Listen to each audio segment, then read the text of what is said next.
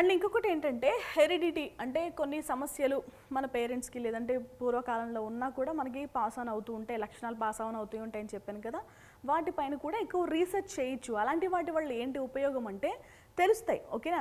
So ఫలానా వాళ్ళకు ఉంది, మీకు కూడా వచ్చే అవకాశం ఉంది, మీరు ప్రికాషన్స్ తీసుకోండి అని చెప్పగలుగుతాం. లైఫ్ని సేవ్ చేసే వాళ్ళం అవుతాం. ఓకేనా? డిఎన్ఏ సీక్వెన్సింగ్ వచ్చేసి మీకు తెలుసు, దీంట్లో కూడా వాస్ట్గా రీసెర్చ్ చేయడానికి స్కోప్ ఉంటుంది. ఓకే, ఒకరి డిఎన్ఏని ఇంకొకరి డిఎన్ఏతో కలపొచ్చా లేవా ఇలాంటివన్నీ కూడా మీరు బోల్డ్ అంతా రీసెర్చ్ చేయడానికి ఎక్కువ స్కోప్ ఉంటుంది. జెనెటిక్ ఇంజనీరింగ్ పైన కూడా ఎక్కువ ఫోకస్ చేయొచ్చు. కరోనా టైంలో మీరు జెనెటిక్ సీక్వెన్సింగ్ గురించి వినే ఉంటారు. ఓకేనా?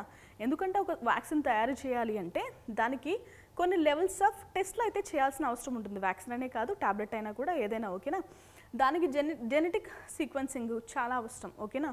అండ్ ఇంకొకటి ఏంటంటే హ్యూమన్ జెనెటిక్స్ పైన ఎక్కువ చదవాలి, ప్లాంట్ యానిమల్ జెనెటిక్స్ పైన ఎక్కువ చదవాలి, జీనోమిక్స్ మాలిక్యులర్ బయాలజీ పైన ఎక్కువ ఫోకస్ చేయాల్సిన అవసరం ఉంటుంది ఎవరైతే బీఎస్సీ జెనెటిక్స్ చేస్తారో. ఓకే, ఇంకా కెరీర్స్ ఎలా ఉంటాయంటే ఎక్కువగా జెనెటిక్ కౌన్సిలింగ్లో ఐవీఎఫ్ ల్యాబ్స్ అంటే రీసెంట్ డేస్లో మనం వింటున్నాం కదా. సో మాలిక్యులర్ డయాగ్నోస్టిక్స్లో అలాగే ఫోరెన్సిక్ డిఎన్ఏ ల్యాబ్స్లో కూడా ఎక్కువ అవకాశాలు ఉంటాయండి. బీఎస్సీ జెనెటిక్స్ చేసిన వాళ్ళకైతే ఎక్కువ స్కోప్ ఉంటూనే ఉంటుంది. ఓకేనా? మనకి డిఎన్ఏ ఉన్నంతకాలం, సో మనకి మాలిక్యులర్స్ ఉన్నంతకాలం ఈ కోర్స్కి ఎలాంటి ఢోకా ఉండదు. ఎప్పటికప్పుడు రీసెర్చ్ చేయడానికి అయితే ఎక్కువ స్కోప్ ఉంటుంది. ఓకేనా? కొన్ని కంపెనీస్లో ఏంటంటే ఉద్యోగాలు అలాగే ఉంటాయి, గవర్నమెంట్ ఉద్యోగాలు కూడా అలాగే ఉంటాయి. అదర్ దాన్ దట్ అంటే ఎక్కువ వే ఫార్వర్డ్ ఆలోచిస్తే సొంతంగా ఏం చేయొచ్చు కూడా ఆలోచించుకోవాలి కదా. సో ఉద్యోగాలు రాని పక్షంలో సో ఎక్కువ స్కోప్ అయితే ఉంటుంది. ఓకేనా? సో మనం బైపీసీ విద్యార్థులకి ఎలాంటి స్కోప్ ఆఫ్ ఆపర్చునిటీస్ ఉంటాయని మాట్లాడుకుంటున్నాం కదా, వాళ్ళు ఇంకా ఏ డిగ్రీస్ చేయాలని మాట్లాడుకుంటున్నాం కదా. సో అందులో లాస్ట్ డిగ్రీ ఇది బీఎస్సీ ఎన్వైర్మెంటల్ సైన్స్.